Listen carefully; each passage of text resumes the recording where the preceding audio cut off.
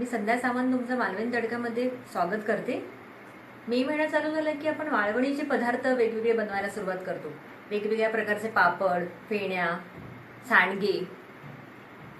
तर आज तुम्हाला मी साबुदाण्याच्या पापड्या किंवा फेण्या दाखवणार आहे, पण थोडा वेगळ्या प्रकारच्या। मी त्याच्यामध्ये बटाट्याचा कीस टाकून बनवणार आहे।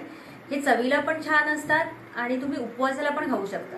फक्त साबुदाण्याचे बनवण्यापेक्षा त्याच्यामध्ये जर बटाट्याचा कीस ऍड करून जर बनवला तर त्या खूपच सुंदर आणि क्रिस्पी होतात। हे मुलांना पण आवडेल। त्याच्यासाठी लागणारं साहित्य असेल, हे मी 1 कप साबुदाणे घेतलेत। हे बारीक साबुदाणे, तुम्ही जाडे साबुदाणे पण घेऊ शकता, पण हे मी रात्रभर भिजत ठेवलेत पाण्यामध्ये आणि घेतलेत आता। आणि 1 टीस्पून जिरं घेतलं इथे, अर्धा टीस्पून मिरची पावडर घेतली, चवीप्रमाणे मीठ आणि 1 मीडियम साईजचा बटाटा घेतलाय। मिरची पावडर ऑप्शनल आहे, तुम्हाला पाहिजे असेल स्पायसी टेस्ट तर तुम्ही टाकू शकता किंवा नाही टाकलं तरी चालेल। आणि हे मी 3 कप पाणी घेतलंय हे सगळं मिश्रण शिजवण्यासाठी। शक्यतो 3 पट पाणी घ्यावं, साबुदाणे खूप चांगले शिजले गेले पाहिजेत म्हणून। आता बटाटा मी सोलून घेणार आहे। आता माझा बटाटा सोलून झालेला आहे, मी तो किसून घेणार आहे।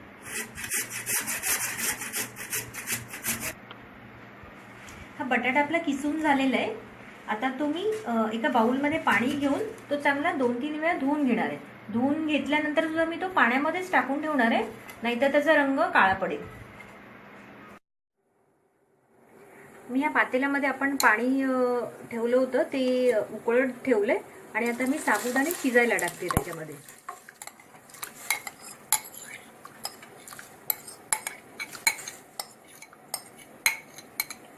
मी साबुदाणे टाकले शिजायला। मी स्लो गॅसवरती ठेवले सध्या।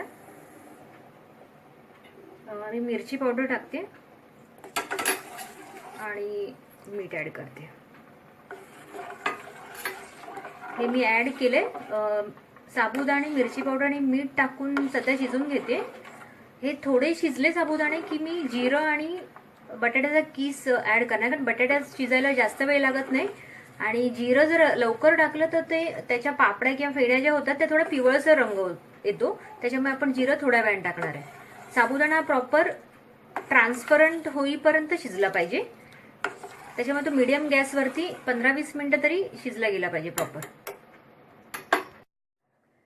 आता साबुदाणा 10 मिनिटं मी शिजवून घेतले। आता मी त्याच्यामध्ये बटाट्याचा कीस ऍड करते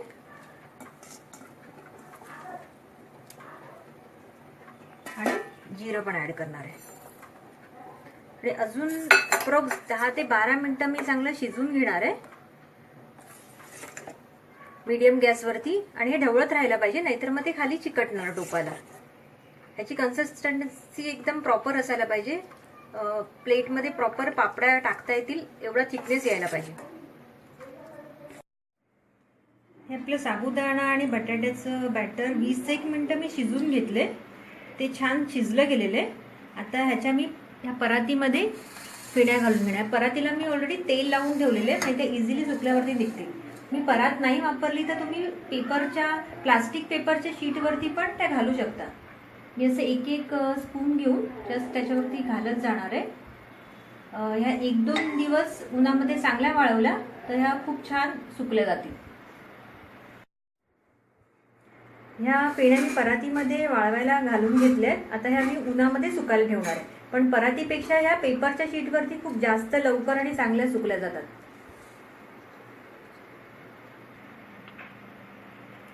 ह्या बघू शकता तुम्ही, ह्या सुकून माझ्या फेण्या पापड्या तयार झालेल्या आहेत, खूप छान सुकल्या गेल्यात।